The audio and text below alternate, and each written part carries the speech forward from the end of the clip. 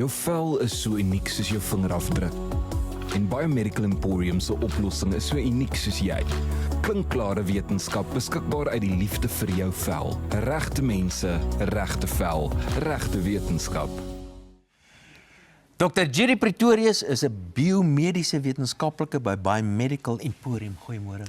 Goeiemôre, Dawie. En baie welkom. Baie dankie. Dis heerlik is my beurt om met jou te gesels. Ja. Ek vra namens 'n vriend, jy weet. Nou in hierdie wintermaande het mans ook mos nou maar velprobleme. So wat is die algemene probleem vir mans se velprobleme in die wintermaande veral? Wel, dis Vadersdag naweek, so ons het 'n goeie rede om te praat oor velprobleme of kwessies by mans. En ek weet elke man in hierdie land wil so aantreklik wees soos jy.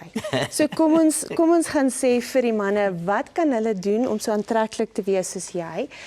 Van die kwessies is natuurlik hierdie ingroeihare en skeerknoppies. En wat kan jy doen? Baie mans verkies om eerder 'n baard te groei as gevolg van die feit dat hulle hierdie probleem ontwikkel. Die heel eerste ding, moet net nie teen die grein skeer nie. Eerder skeer afwaarts in die lyn van die haar. Ja, saam met die grein. En dan moet jy altyd nooit met 'n droë vel skeer nie. Maak seker jy gebruik 'n reiniger en binne daai reiniger of skeerroom moet daar verkieslik salicylsuur in wees, want dit sal help dat daar nie olie opbou nie. Ongelukkig testosteroon maak dat die olie op die vel bietjie meer is. So dit hou die poree oop en dan op die uiteinde sal jy nie met hierdie skeerknoppies sit nie. En dan gepraat van daai olie, dit kan partykeer swart koppies op die neus ook veroorsaak. En mans sukkel bietjie meer daarmee as dames. En dis weer eens kry salicylsuur om dit uit te sorteer. So nou wil ek jou vra, het jy al gehoor van Broutax? Nou Broutax is soos 'n botulinum toksien in spuiting wat jy kan kry, maar dit is bietjie meer vir die manne. Ja? So ja, dit is daar vir teenveroudering voorkomend om van die plooie en die laglyne bietjie te versag, maar as iemand sukkel met te veel sweet byvoorbeeld, kan hulle van hierdie botulinum toksien, of ons ken dit, Botox, onder in die arms inspuit. Hulle kan in die hande, in die palms van die hande inspuit en dan sweet jy natuurlik ook 'n bietjie minder.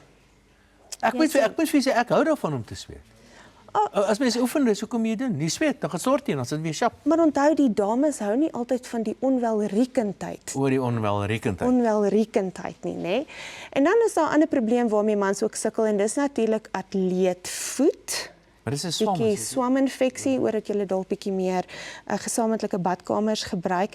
Maar saam met atleetvoet kom natuurlik ook, ek hou van die Engelse uitspraak, jock itch. So, hoor nou hier. Jock itch is wanneer jy 'n swaminfeksie kry in die waaie, binnewaaie, lieste van jou bene.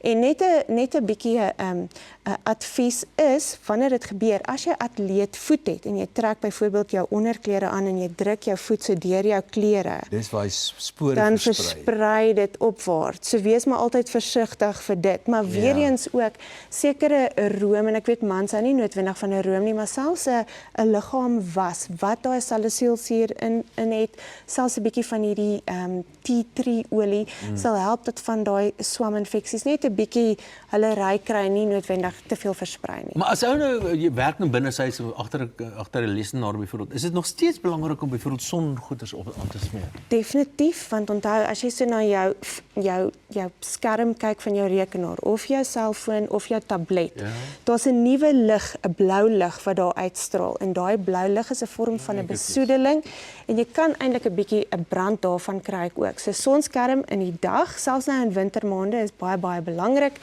En dan moet ons praat net oor 'n bietjie haargroei. Ek weet mans is bekommerd oor haargroei.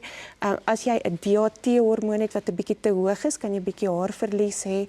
Maar as jy ook sekere serums kry wat jy bo op die kopvel kan sit, weer eens salicylsuur, hyaluronsuur, Vitamiene B3 wat jy kan inmasseer, kan dit die follikel stimuleer en die hare kan weer begin groei.